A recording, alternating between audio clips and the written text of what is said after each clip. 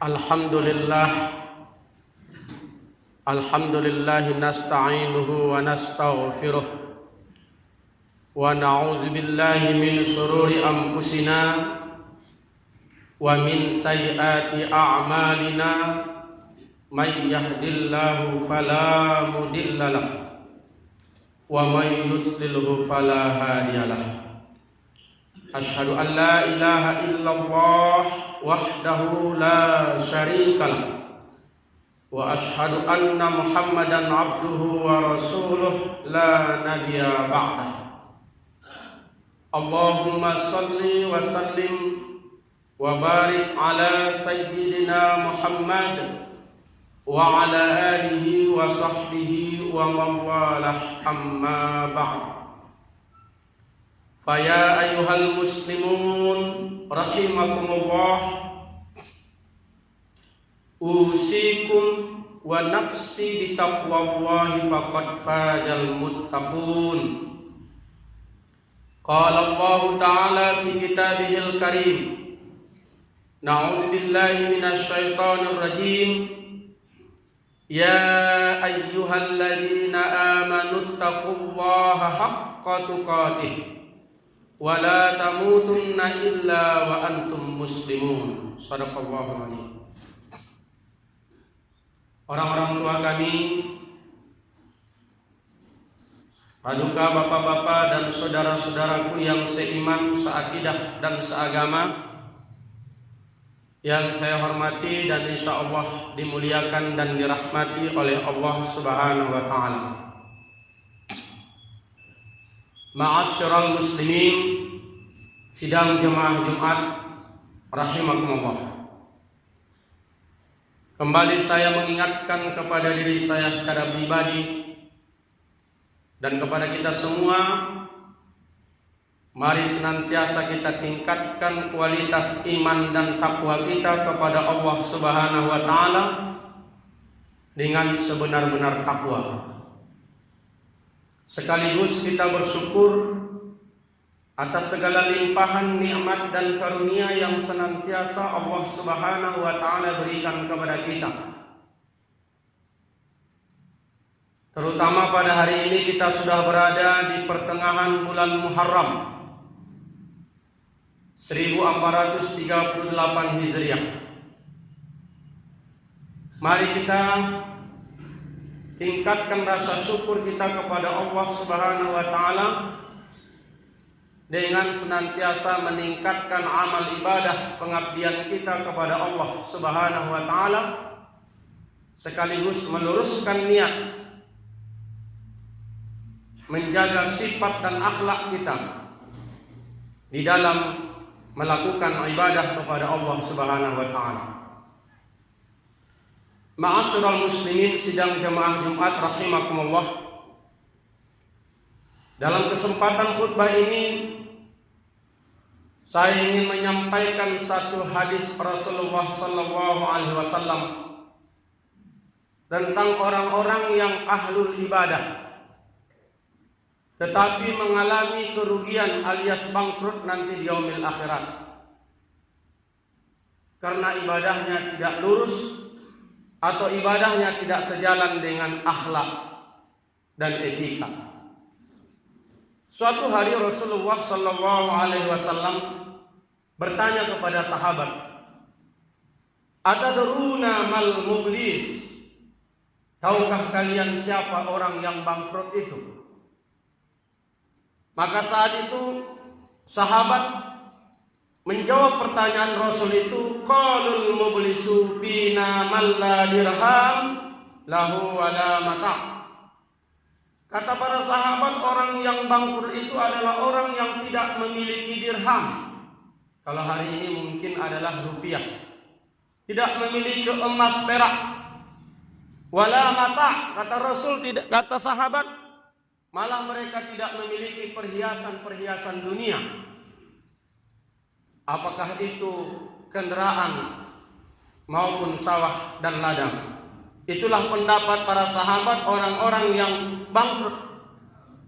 Tetapi Rasulullah sallallahu alaihi wasallam mengatakan, faqala, innal mublisa min ummati man ya'ti yaumal qiyamah. Sesungguhnya kata Rasulullah dalam hadis ini, orang yang bangkrut itu adalah dari umatku pada hari yaumil qiyamah, pada hari kiamat nanti, bisolati, dia membawa pahala solatnya, wasyami, dia membawa pahala puasanya, wazakati, dia membawa pahala zakatnya. Tetapi kata Rasul, wa ya'ti qad tatama hadza wa qazafa hadza wa ukala mala hadza wa safaka dama hadza wa daraba hadza fayu'ta hadza min hasanatihi wa hadza min hasanatihi fa in faniyas hasanatuhu qabla ayyuqdama alaihi akhiza min khatayahum faturihat alaihi summa turiha binnar. Kata Rasulullah sallallahu alaihi wasallam, orang yang bangkrut dari umatku nanti di yaumil kiamah adalah umatku yang membawa pahala salat, membawa pahala puasa, membawa pahala zakat, dan membawa pahala-pahala ibadah yang lain. Namun ia juga datang dengan membawa dosa kezaliman. Kata Rasul, di waktu dia hidup dia pernah mencerca si ini si itu. Waktu hidup dia menuduh tanpa bukti terhadap si ini dan si itu. Kata Rasul, dia pernah memakan harta si anu dan si itu. Waktu dia hidup, kata Rasul, dia pernah menumpahkan darah orang ini dan memukul orang itu. Maka sebagai tebusannya, kata Rasul, atas kezalimannya tersebut, diberikanlah di antara kebaikannya, pahalanya itu kepada si ini, si anu, dan si itu. Hingga apabila kebaikannya telah habis dibagi-bagikan kepada orang-orang yang dizaliminya, sementara belum semua kezalimannya tertebus, maka diambillah kejelekan, kesalahan, dosa yang dimiliki oleh orang-orang yang dizaliminya, lalu ditimpakan kepadanya. Kemudian ahlul ibadah ini tadi dicampakkan ke dalam api neraka. Hadis sahih riwayat Muslim nomor 6522 dalam kitab Sahih Muslim. Ma'asyiral muslimin sidang jamaah rahimakumullah. Melalui gambaran ini betapa pentingnya akhlak. Orang yang beribadah tanpa akhlak dia akan bangkrut. Sebaliknya orang yang punya akhlak tapi tidak beribadah sama juga. Dalam gambaran hadis sahih ini setidaknya ada gambaran pertama. Dia ahlul ibadah tapi suka mencerca orang, mencaci orang, menyalahkan orang seolah-olah dia seperti ulama dan hakim. Tugas seorang muslim itu mengajak, bukan mengejek. Tugas seorang muslim itu membina, bukan menghina. Tugas seorang muslim itu adalah merangkul, bukan menghukum. Betul, Rasulullah sallallahu alaihi wasallam adalah manusia yang paling ahli ibadah. Tapi benar juga Rasul yang setiap hari diludahi oleh orang kafir dengan ludahan yang luar biasa, tapi Rasul tidak pernah mencerca orang kafir dengan mengatakan dasar lu kafir. Tetapi Rasul dengan tersenyum dan merangkul orang kafir ini ketika dia sakit, mendatanginya dengan membawa makanan yang dia sukai.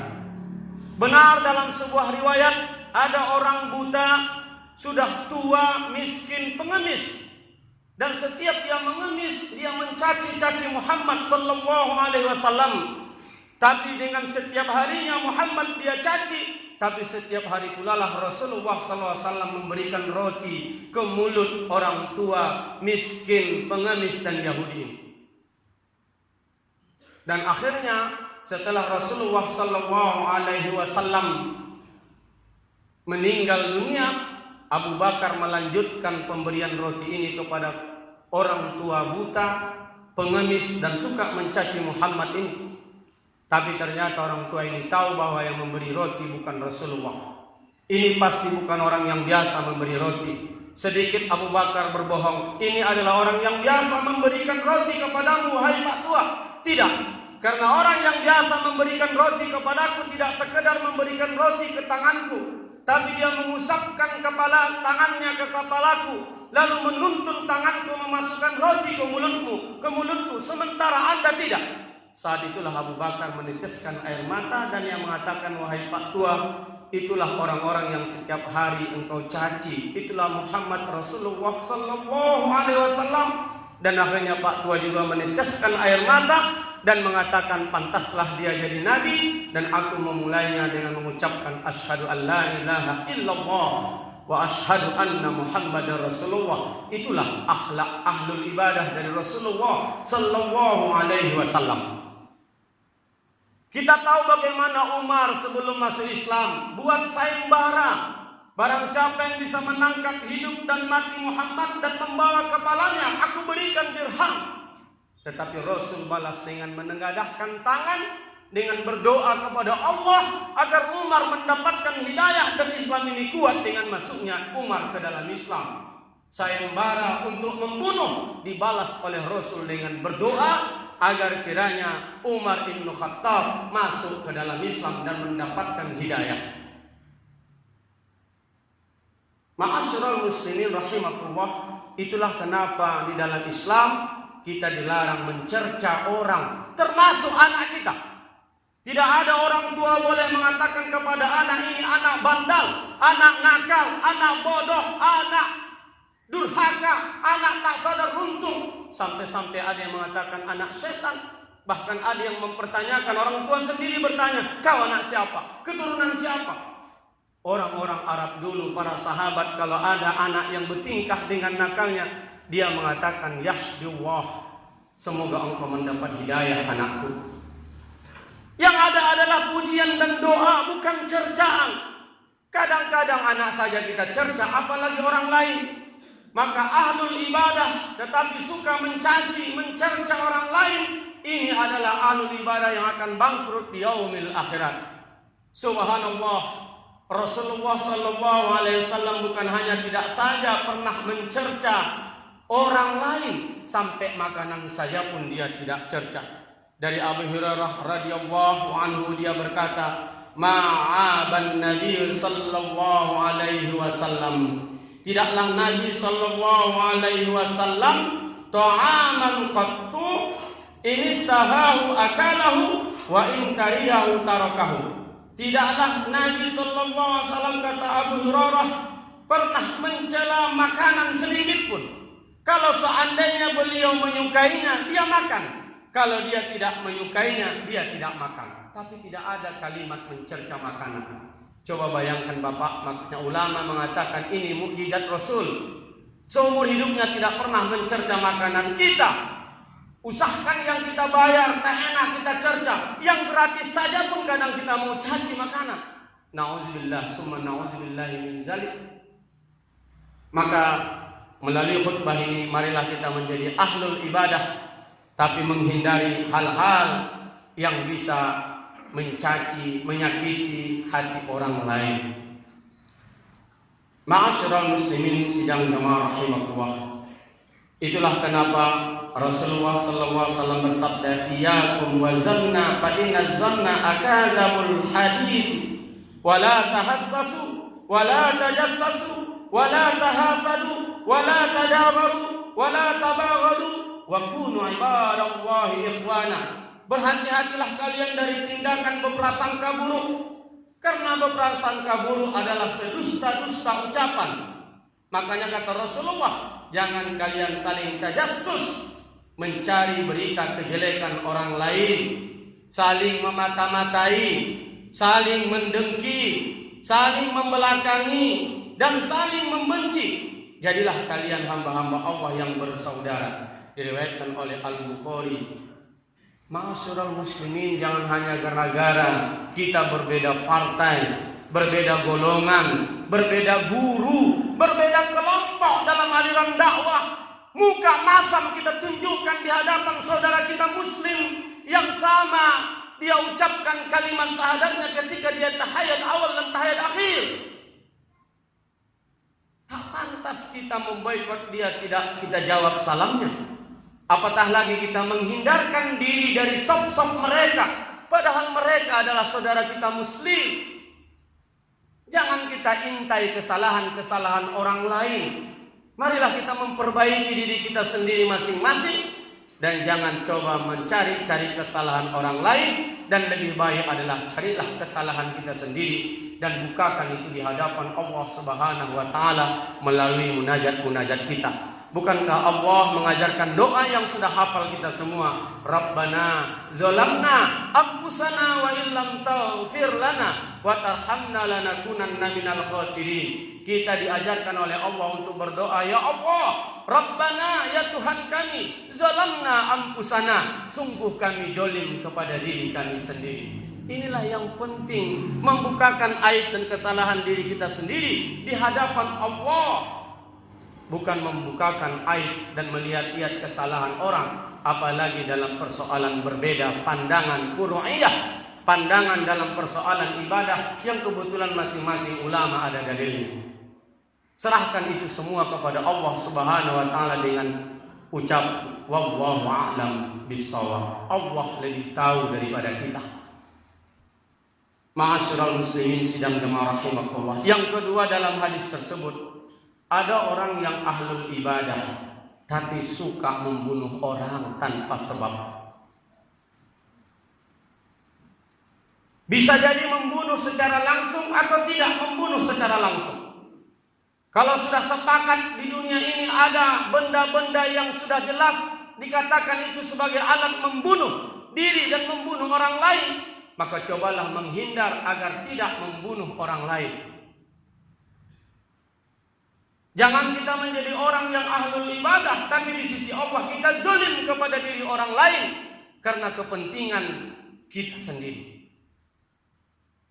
Sudah cukup banyak aturan di dunia ini yang menegaskan tidak boleh menjolimi orang lain dengan menebarkan asap sembarangan, terutama di depan anak. Bahkan di kotaku sendiri sudah jelas, tidak boleh orang tua merokok depan anak karena sama dengan membunuh anak sendiri, apalagi orang lain. Kalau kita sendiri yang mengisap, maka kita bisa mengeluarkannya. Tapi kalau orang lain yang mengisap asap kita, kita tidak bisa mengeluarkannya melalui hidung kecuali tertelan terus ke paru-paru kita.